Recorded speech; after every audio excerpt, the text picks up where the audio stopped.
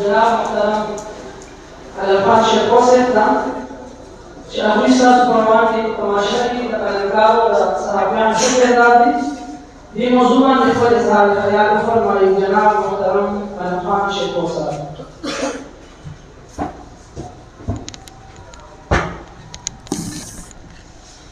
بسم الله الرحمن الرحیم. یو پرېکړه خدای د غجب په چاړه د قصاب حق خبره چې د زور مخ کې کولې نشي. د ټولو مخ کې د پاسبان قلمکار دغه شانتي یو غونډه وینو چې د قلمکارو د صحافیانو حوصله افزایي پکې کېږي. تنګي یقینا پر لحاظ سره پسمانده دي او دا پسمانده منګه کړی دی. دغه شانتي تقریباتو ته ډېر زیات اشد ضرورت دی چې نن کوم پاسبان تنظیم جوړ کړی دی. نو ډېره زیاته مننه کوم. خنیب الله حسرت صاحب په دغه سټیج ناست دی. ته نو ما ورته یاره زما کښېنه لږ، چونکې زما تقریر لږ وروستو مشران نور ناست دي،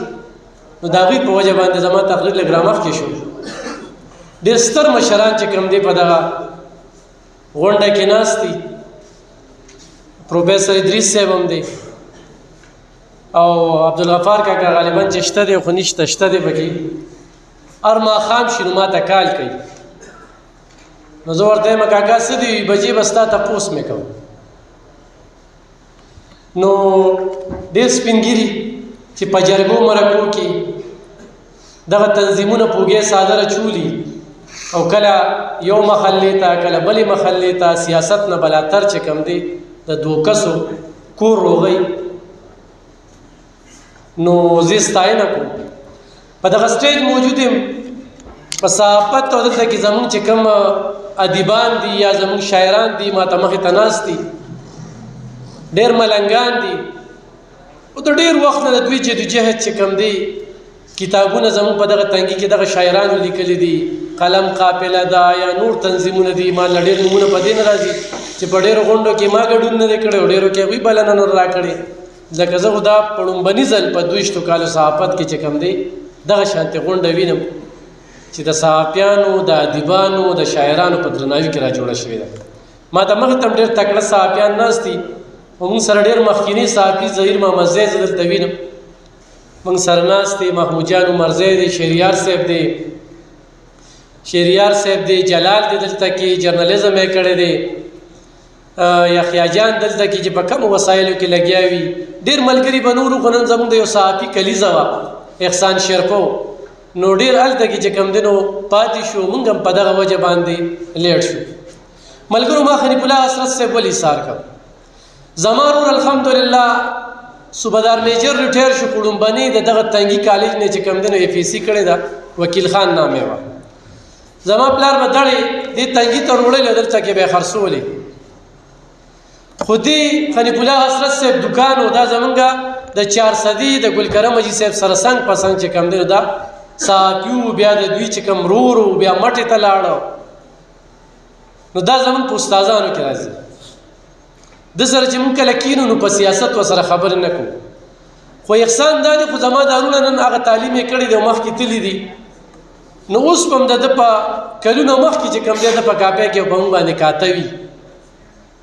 قرض به وي. د دغه دوکانه به چې کوم دی نو زما مشرانو په قرض و کاپي کتاب او دوړه موږ رالوي شو. په موږ چې په کومه علاقه کې نو اوس هم تپوس کولی شي چې په هغه علاقه کې په موږ باندې پلار سبق یې نه ویلی خو په موږ یې تعلیم کړو. نو موږ شپږ وروڼو یو دغه موږ په اول کې چې راوتلي وو د بیار ګاډۍ سوګي نه موږ دوکان واچو. زه هغه صحافي یم چې ما په سایکل باندې اخبار خرڅو. لومبنۍ ایجنسي چې کومه ده موږ سټارټ کړله په شیرپو کې، بیا په شکور کې، د جندي پولو شمالي اشنغر کې به چې اخبار پیژندم نو داسې کلو ته به لاړم چې ما نه به یو اخبار خلکو واغسته یا به وانغسته یا به دغه شانتې و سایکل به راسره سرخد اخبار د دې پښتونخوا چې کوم دی لومبنۍ کمپیوټرایز اخبار دی ما د هغې نه سټارټ واغسته چا پیژندم نه خو ما په سایکل خرڅوی او تر 50 ته پورې ما اخبار خرڅول لانن خلک خبره کوي کنه مړوي ماضي ته وګورو سر ته وګورو دغه کوي نو زه په خپل ماضي او خپل مشرانو په ماضي په هر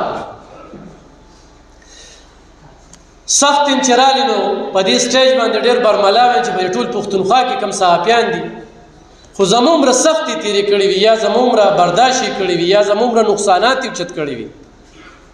نو چیلنج سره وایم چې زموږ سختي به نه تیرې کړې خو همت مې نه دی بیللې کردار کشي زما څومره وشوله کم قسم پروپاګانډې په ما پسې وشولې کم قسم خبرو شوې خو بل کس یا به خودکشي کړې وه یا به صحافت پرېښی و یا به دا ذله پرېښی و داسې یو ټیم راغلی م چې زه لاړم او پنډی ته په چور چوک کې مې مزدوري کوله ما یې نه کوم صحافت کله چې زما دوکان وسوځېده برخال بیا څه ملګري وي تا کې ټیلنټ شته ور یې وستم او دغه صحافت ما شروع د صحافي په کردار باندې چې هغه څه پیشرفت وکړو ډېر به پیژنې او ډېرو ته پته نه وي خو بیا به راځم چې دغه سټارټ چې کوم دی د دغه تنګي نه دلته م خړپوسې کړي دي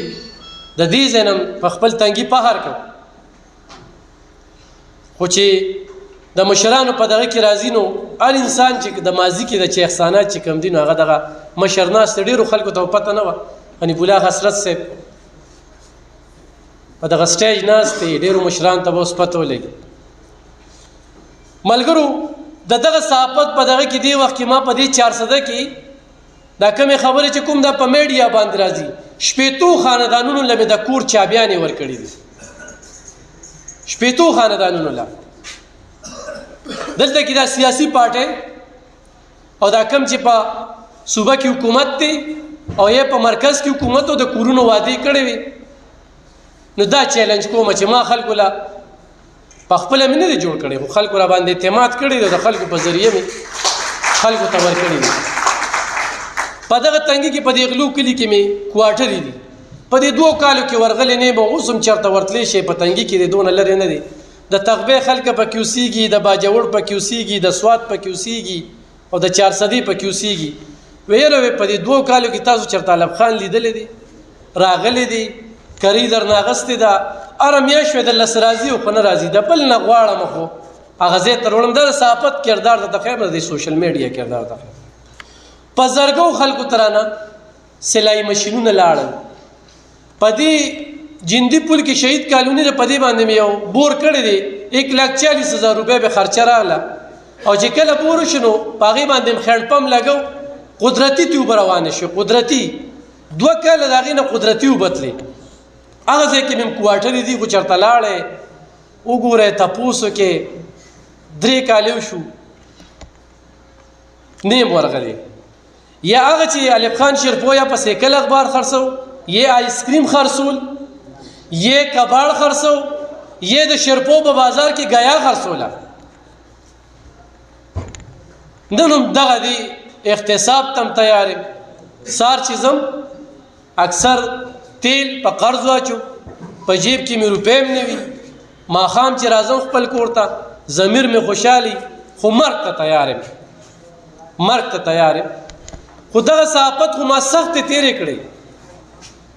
نو دې وخت کې په دغه سټیج چې ناست یم زه به هغه واحد صحافي یم چې پړس ارمان نه لرم چې یاره دا مې ارمان وي ګاډي وي یا به د مات ګوټ سیکل ګرځو یا پکې نومې نومې ګاډي رالل مختلف ځینو ته پکې لاړو سند نه مې پکې ایوارډ واغسته د دې KPK نه مې پکې ایوارډ واغسته زما تنقید ډېر په تحریک انصاف او په دغه صوبایي حکومت وي دلته کې زه د DRC ضلعي ترجمان یم په دې حکومت کې زه د کمپلینټ سیل د 400 چیرمین جوړ شوم یو سیستم هغه روان دی خو زه دا وایم چې موږ پښتانه تنقید کوو او تنقید په تنقید کو تنقید برای اصلاح نه کو تورونه لګو چا درته وي پلانکی راته وي چا سره روزګار نه وي شوي بد ورپسې وایو چا سره پلار نه وي تلو بد ورپسې وایو د یو سیمې په ترقۍ کې د صحافي د قلمکار او د شاعر ډېر مهم رول وي څنګه خو صحافي د ریاست ستن ګڼل کېږي نو دغه شانتې شاعر چې کوم دی دا هم د قام سترګې غوږونه دي د دوی په دې شعرونو کې په کوزه کې دوی سمندر بند کړی وي پخواني مشرانو به چې تقریر کوو نو تقریر کې به شروع کې یو شعر وي او په آخر کې به یو شعر وي او خلک به په هغې باندې پوه کړل. نن سبا هر سړی په کور کې صحافي دی، چا سره چې موبایل دی نو صحافي دی، چا چې په ښه طریقه باندې استعمال کړ نو ډېرې پیدې یې خلکو ته ورکړې. د ډېرو خلکو کارونه چې کوم دی نو هغه وشو. په دې ګرانه کې دغه سوشل میډیا چې کوم دی کوم رول ادا کړ. خو دې سوشل میډیا بیا طرفګنۍ پیدا کړي، بدکردارۍ پیدا کړي، بدنظمۍ پیدا کړي، تصادم ترم ته خبره بوتله. نن زما په عالم باندې الزام لګي، نن زما په مشر باندې الزام لګي، او موږ هغه الزام پسې مخکې ځو، هغه خبره مخکې بوځو. نو موږ زه دا وایم چې دغه شانتې غونډې ډېرې مهمې دي او په سوشل میډیا باندې موږ له کار پکار دی،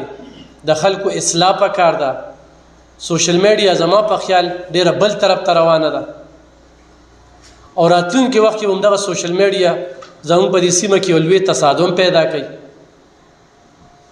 په دې باندې به خلک پیو. دلته زما صحافیانو ملګرو نور مشرانو خبرې وکړې، د صحافي وسایلو تم کتل دي او کله چې صحافي باندې تور لګې یا ول دمکی ورکې نو د هغې نه مخکې سوچ هم کول پکار دي چې دا دمکی زه په کومه لار ورکوم. خو یو سړی وي چې صحافي په ما باندې خبرې نه کوي،